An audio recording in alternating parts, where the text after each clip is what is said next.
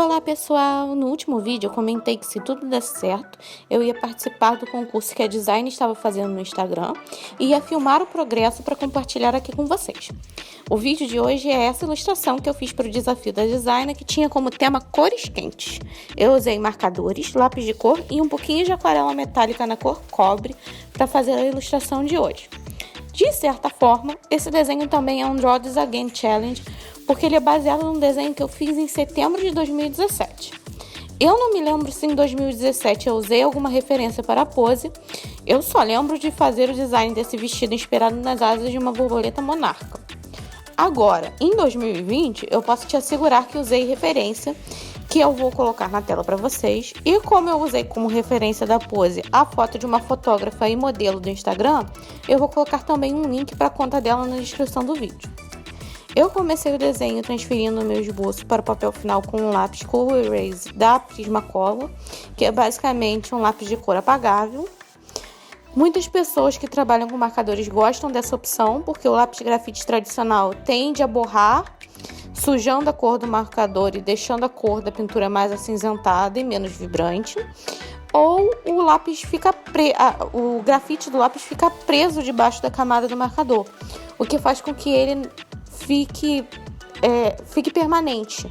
Ele não pode ser apagado depois da coloração. Depois, no meu esboço já ter sido transferido, eu comecei a pintura usando meus marcadores para colorir a pele. Nesse desenho em particular, eu usei os marcadores dos dois sets de marcadores cor de pele da Sinoarte. Em termos de pintura, eu também optei por trocar o preto que eu tinha usado na ilustração de 2017 por um marrom bem escuro, o que tornou a paleta de cor mais coesa, já que eu estava trabalhando só com cores quentes.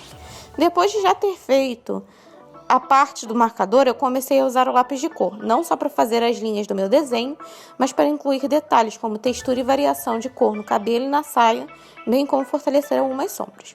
O último toque foi usar o cobre na gargantilha e na argola do vestido, o que eu deixei por último porque eu não queria correr o risco de não ter esperado secar o suficiente antes de continuar o processo e acabar transferindo com a mão a tinta cobre manchando o desenho. Eu acabei participando do desafio com 2 peças, ainda que tenha sido meio que de última hora. Eu tinha planejado só a peça de hoje para o desafio, mas depois que eu terminei essa ilustração, eu acabei começando um estudo de uma foto no meu sketchbook. Era um desenho pequeno, que eu já estava querendo desenhar antes de ouvir sobre o desafio, e ele é baseado numa foto de uma garotinha ruiva, e eu vou colocar o desenho aqui na tela para vocês.